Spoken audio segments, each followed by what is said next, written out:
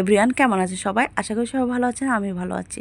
আজকে আমি বেগুন দিয়ে রুই মাছ রান্না করেছি, অনেক মজা হয়েছে। আপনারা তো সবাই রান্না করতে পারেন, তো আমি কিভাবে রান্না করি তা আপনাদের সাথে একটু শেয়ার করব। প্রথমে আমি মাছগুলো ভালোভাবে ভাজি করে নিয়েছি, এরপর ফোড়নের জন্য দিয়ে দিলাম জিরা ফোড়ন।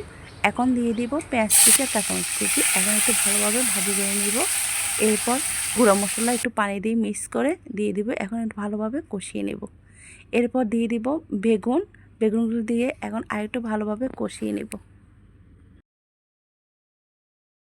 এগুলো ভালোভাবে কষিয়ে নিয়েছি। এখন ভাজি করে রাখা মাছগুলো দিয়ে দিলাম। এখন একটু ঝোলের জন্য পানি দিয়ে দিব পরিমাণ মতো।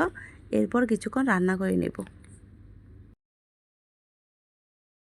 রান্নাটা হয়ে আসছে, দেখুন কত সুন্দর কালার আসছে, আর দেখতে অনেক লোভনীয় লাগছে, আর খেতে অনেক মজা হয়েছে।